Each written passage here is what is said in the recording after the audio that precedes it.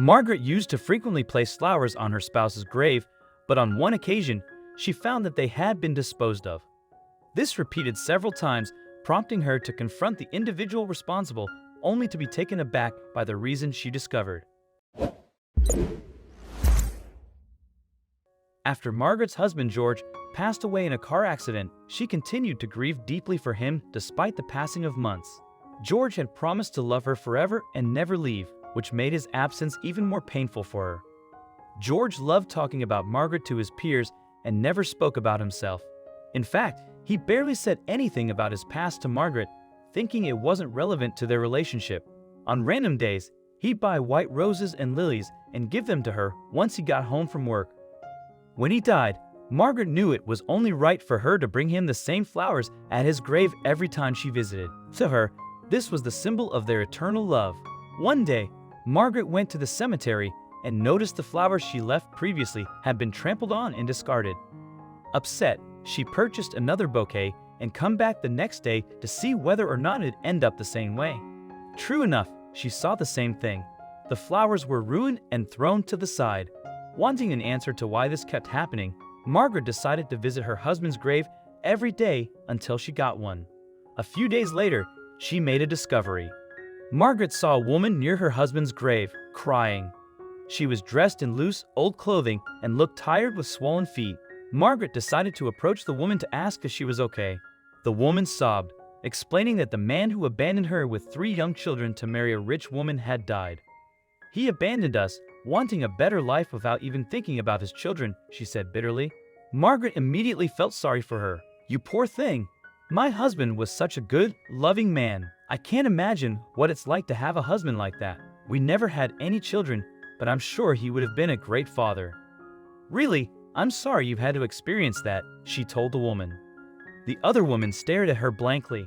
She couldn't understand why Margaret was talking about how great her husband was when she had just told her about her bad experience. Is that your husband? She asked, pointing at the grave.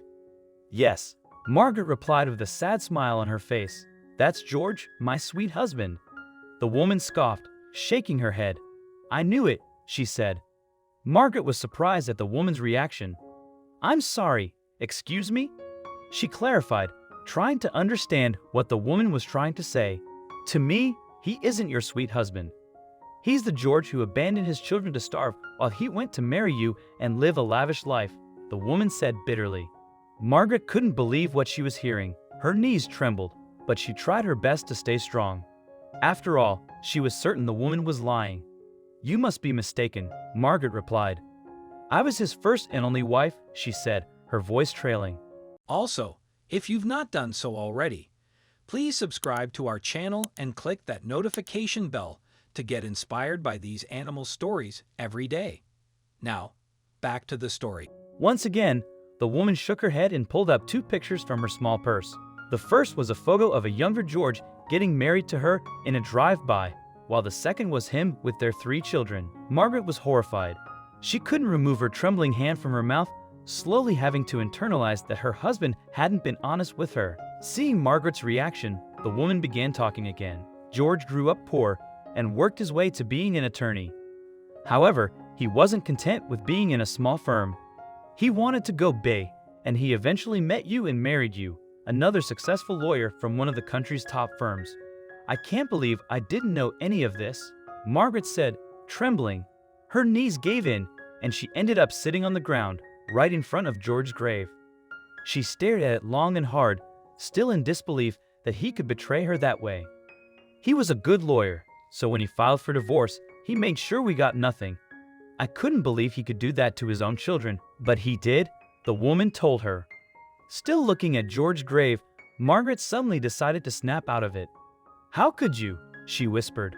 I thought you were a good man. She looked at the woman. What's your name? Annabelle, the woman replied quietly. Annabelle, Margaret said, swallowing her pride. I'm so sorry for what my husband did to you, especially to your 3 children. I would have loved to be a mom, and I can't even begin to imagine what you had to go through because of him. Really, I am sorry. Margaret proceeded to invite the woman to her house. They ate together, and she asked whether or not the woman wanted to work. When she found out she did, Margaret hired her under her firm and decided to help her open up bank accounts for her 3 children. I know I can't take back the hurt that George caused the 4 of you. I wish he was still here to suffer the consequences of his disgusting behavior. He isn't though, and all I can do is promise to help you take care of your children if you allow me to, Margaret told Annabelle. Annabelle smiled, shyly accepting Margaret's help. They ended up being good friends, unified in the shared hurt they felt after what George had done to them. Margaret reflected bitterly about the life she lived with her husband, thinking she had been living a lie all those years. While she was spared George's villainy when he was alive, she had to live knowing the real George after he was dead, and that still tormented her. One day, when Margaret had already retired as a lawyer, she decided to take a trip around the world to clear her mind. When she got home, she was surprised to see white roses blooming in her garden. There was a letter on the ground, which read, "Because of you, hope bloomed in our lives again. No more thorns, no more sorrow. Thank you, Margaret." As Margaret read the note, a smile formed on her lips, recognizing Annabelle's distinctive handwriting.